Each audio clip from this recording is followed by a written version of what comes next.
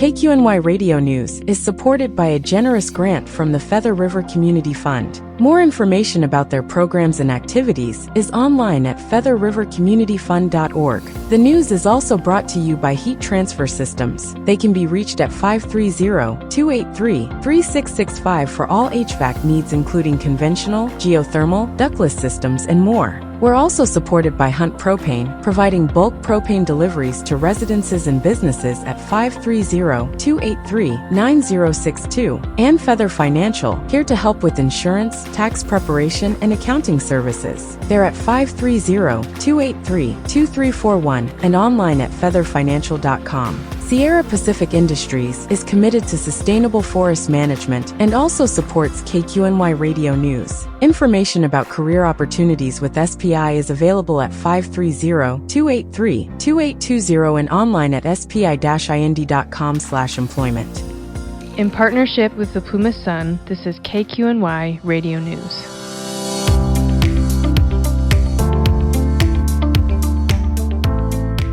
Thanks for joining us. I'm Dave Loschiavo. The Plumas Unified School District's deficit is predicted to reach $5.7 million by fiscal year end. And I'm Tommy Miles. Plumas County could save up to $3.7 million by amending its contract for generators and heating and air conditioning units in county-owned facilities. Stay tuned for those stories and more on this edition of KQNY Radio News. A special Plumas Unified School District Board meeting held March 24th at the district office in Quincy included a proposed deadline extension for the 2023-24 audit due December 15th, 2024.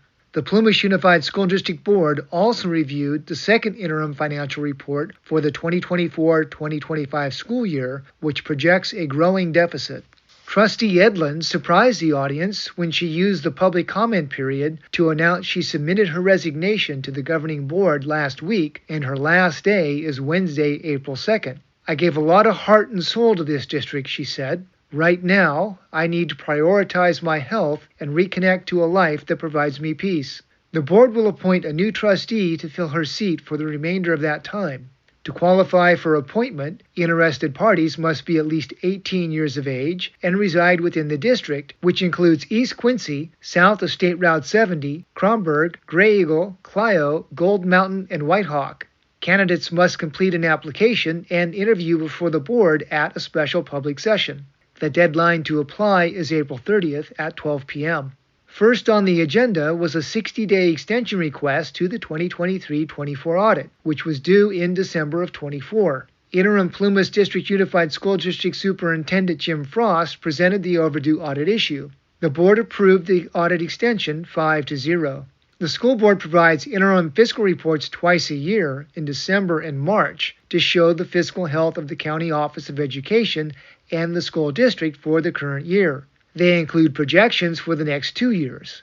In June 2024, the district budget showed a positive balance. What alerted the public to PUSD's budget shortfall was the first interim report for the 2024-25 fiscal year presented by then Chief Business Officer Mallory Marin at the December 11, 2024 meeting. According to Frost, who presented the new report March 24th, little has changed since then. He reported some savings from recent cuts, but said the same underlying fiscal issues and projected decreases in revenues persist. The latest estimate puts the district at $5.7 million in the red by the end of the current fiscal year, with an additional shortfall of $2 million in each of the next 2 years. The district started the year with a $5 million reserve fund, Frost said, but that eroded fast as the district borrowed against reserves for day-to-day operations. There was going to be deficit spending, said Frost. On September 11th, the same day they placed former Superintendent William Roderick on paid administrative leave, the board passed a resolution allowing superintendents or their designee to make fund transfers without board approval. This has been the board's practice since at least 1995, Patty McCutcheon, secretary to the PUSD superintendent, told the Plumas Sun. We need to rescind that board resolution, said Frost. It looked like a shell game. Legally, all that money needs to be paid back, he added. In another blow to the school district, Congress has not renewed funding through the Secure Rural Schools and Community Accountability Act. In 2024, the SRS brought $3.4 million to Plumas County, of which $1.7 million went to the school district. This year, Frost said, the Plumas County Office of Education expected to receive about $1.4 million, with PUSD receiving $1 million. There is no way we can avoid getting a state loan, said Frost. Importantly, recent cuts, including the 22 layoffs approved March 12th, are not reflected in this financial update. A third interim report is expected in May. If state officials approve a district loan, further cuts will be required to service a loan and balance the budget, Frost said. Cindy Krim, appointed March 12th to represent District 2, reiterated one of the questions the public has asked most often. Why weren't these issues noticed before? Frost reiterated the last superintendent, Roderick, had a shell game going on with borrowing and transferring funds. Roderick joined the district in July of 2022. He resigned following the board's action, placing him on administrative leave in 2024. Krim also asked whether the district's staff housing, purchased for $749,000 in July 2022, could be sold for revenue. Frost said that could be an option.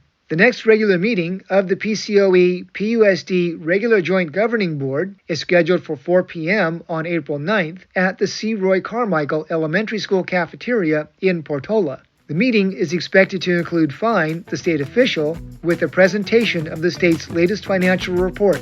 For more information, please see plumasun.org.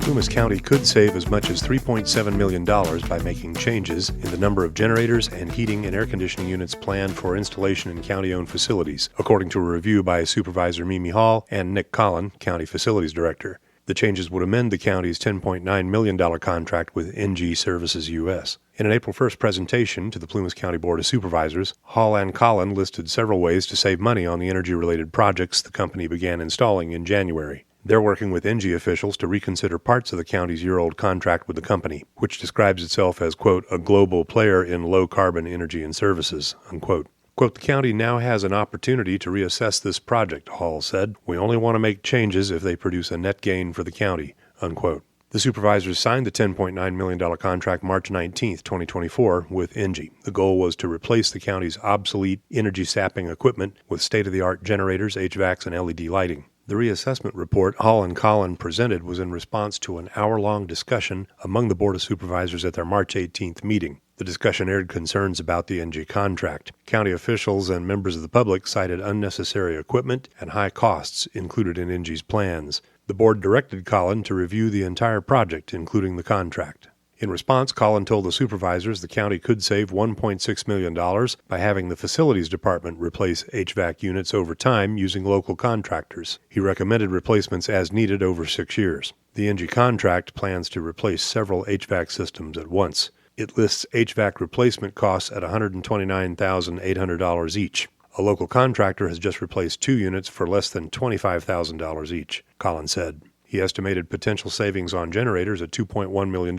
Most of that would come from simply not installing backup generators at 7 county-owned facilities that are included on the NG project list. The Almanor Recreation Center and libraries in Quincy and Portola, for example, do not need electricity for emergencies because they're not equipped to provide public shelter during disasters, Collin said. He proposed putting generator installation projects out to bid with a focus on local contractors. Collin would also spread out the installation of backup generators to be fiscally prudent and select locations where county department heads think they would be most effective in an extended power outage. The county should continue with the NG Solar project at the courthouse annex, Collin recommended.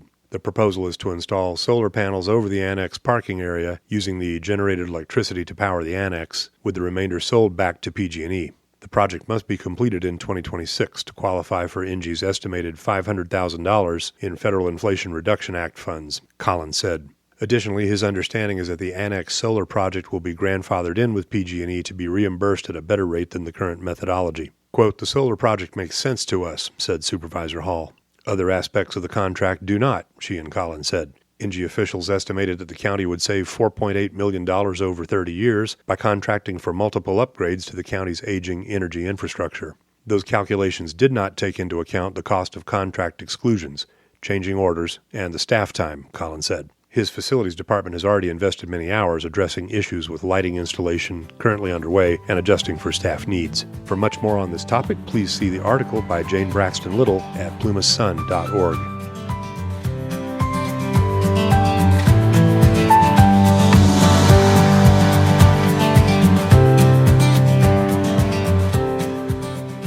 The Dixie Fire Collaborative and the Indian Valley Chamber of Commerce announce a new opportunity for local businesses, the Local Business Signs Grant.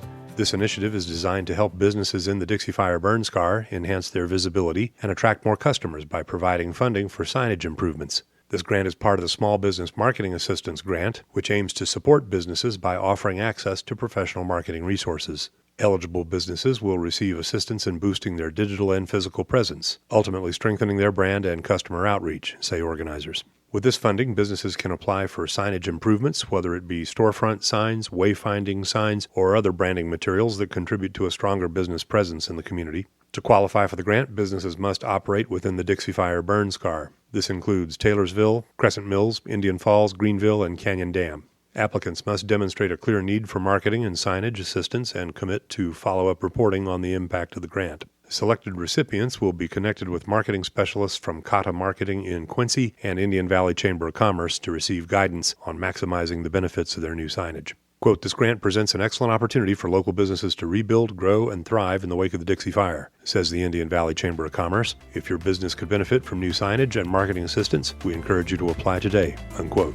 More information and application submission is available online, and printed applications are also available at the Dixie Fire Collaborative Office, 127 Crescent Street in Greenville. And that's it for this edition of KQNY Radio News. Thanks for joining us, and we'll see you again soon.